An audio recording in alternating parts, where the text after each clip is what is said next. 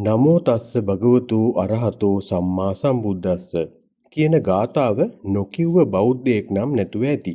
මොකද ඕනෑම කාර්යයකදී මේ ගාථාව කියලා තෙරුවන් වැඳලා පන්සිල් ගන්න බෞද්ධ හැමෝම පුරුදු වෙලා ඉන්නවා. අද වීඩියෝ එකකින් කියන්නේ මේ නමස්කාර පාඨයේ අක්ෂරවල ශක්තියෙන් අධිමානසික ශක්තිය උපයාගන්නේ කොහොමද කියලා පැහැදිලි කරන්න. මුලින්ම මේ නමස්කාර පාඨයේ කොටස් කීපයකට කඩලා මේ කොටස් කොහොමද ඇති වුනේ කියලා පොඩ්ඩක් හොයලා බලමු. නමෝ තස්ස භගවතෝ අරහතෝ සම්මා සම්බුද්දස්ස. මේ පාඨයේ තේරුම වෙන්නේ භාග්‍යවත් වූ අරහත් වූ සම්්‍යක් සම්බුද්ධයන් වහන්සේට මාගේ නමස්කාරය වේවා කියන අදහස.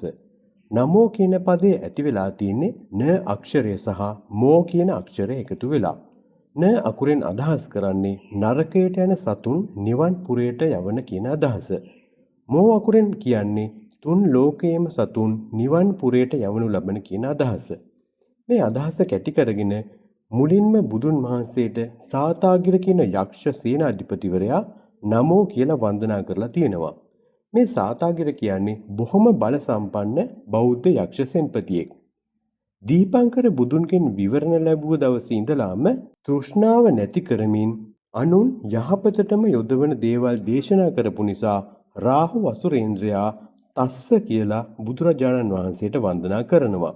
දාන ශීලාදී පාරමිතාවන් පුරන්න පුළුවන් උපරිම ප්‍රමාණයම දක්වා පාරමිතා පුරපු නිසා සතරවරම් දිව්‍යයන් භගවතෝ කියලා බුදුන්ට වන්දනා කරනවා. සසර බියටපත් මිනිසුන් සසර බියෙන් මුදවනු නිසා ශක්‍ර දේවේන්ද්‍රයා අරහතෝ කියලා බුදුන් වහන්සේට වන්දනා කරනවා. චතුරාර්ය සත්‍ය මනාව තමා විසින්ම අවබෝධ කරගත් නිසා සහම්පති බ්‍රහ්ම රාජයා සම්මා සම්බුද්දස්ස කියලා බුදුරජාණන් වහන්සේට වන්දනා කරනවා. මෙන්න මේ විදිහට තමයි නමස්කාර පාඨය ඇති වුණා කියලා කියන්නේ. මේ බලවත් පින්වතුන්ගේ ශක්තියත් බුද්ධ ශක්තියත් මේ ගාථාවේ අන්තර්ගත වෙනවා. මේ නමස්කාර පාඨයේ අක්ෂර සියල්ල එකතු කරලා නමස්කාර අක්ෂර බන්ධය කියලා බලවත් ගාථාවක් නිර්මාණය කරලා තියෙනවා. ගාථාවක් කිව්වට ඇත්තටම මේක මන්ත්‍රයක් වගේ තමයි. ඒක තමයි අපි භාවිතා කරන්නේ මේ අධිමානසික ශක්තිය උපදවා ගැනීමට. නමෝ තස්ස භගවතෝ වරහතෝ සම්මා සම්බුද්දස්ස වම්මා තරද්ද ගසමෝ අම්බු බතෝ නතෝ සස්ස හස්ස සතෝ තම්බු හගනම්මා අස්සත්තතෝ වමෝ සරබස්ස නමෝ තස්ස භගවතු වරහතෝ සම්මා සම්බුද්දස්ස. මුලින්ම තමන් නිර්මාංශ වෙලා පන්සිල් රකින හොඳ කෙනෙක් වෙන්න ඕන.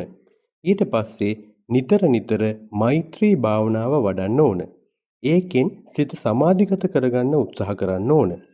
කාලයක් මෛත්‍රී කරනකොට සිත සමාධිගත වෙනවා. ඊට පස්සේ මේ ගාථාව හොඳට කටපාඩම් කරගෙන පන්සලක බෝධියක් ළඟට ගිහින් පහන් සුවඳ දුම් මල් ගිලන්පස වගේ දේවල් පූජා කරලා 108 වාරයක් කියලා තමන්ට මේ ගාථාව සිද්ධි කරගන්න ඕන.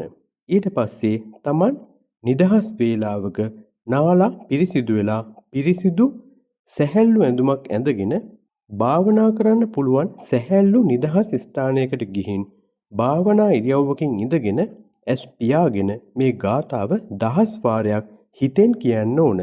මේක ඇත්තටම හිතෙන් තමයි කියන්න ඕන. කටින් කිව්වට වැඩක් වෙන්නේ නැහැ. මේක වචනයක් ගානේ මෙනෙහි කරමින් Taman හිතෙන් කියන්න ඕන. මේකට යම් වේලාවක් ගත වෙනවා. ඒත් උත්සාහයෙන් කරගන්න පුළුවන්. මේ භාවනාව නිතර කරනකොට Tamanට යම් අධිමානසික ශක්තියක් ලැබෙනවා. මේ ශක්තිය අපිට පාවිච්චි කරන්න පුළුවන් රෝගීන් සුවපත් කරන්න, ජ්‍යොතිෂ කටයුතු කරන්න, ඒ වගේ දේවල් වලට. මේ ශක්තිය ලැබෙනකොට තමන්ට දැනෙනවා තමන් කරන කියන දේවල් සාර්ථක වෙනවා කියලා. එහෙනම් භාවනාව කරලා තමන්ගේ අත්දැකීම් කොහොමද කියලා කමෙන්ට් කරන්න. ගාථාව 108 වාරයක් කියන වීඩියෝ එකක ලින්ක් එක ඩිස්ක්‍රිප්ෂන් එකේ තියෙනවා. ඒකත් අහලා ගාථාව පුරුදු වෙන්න. මේ ගාථාවෙන් ගොඩක් දේවල් කරන්න පුළුවන්. එහෙම කරන්න පුළුවන් වැදගත් දෙයක් ඊළඟ වීඩියෝ එකකින් මම ලබන සතියේ අරගෙන එනවා. එහෙනම් ලබන සතියේ අපි හමු වෙමු. ඔබට සුබ දවසක් වේවා.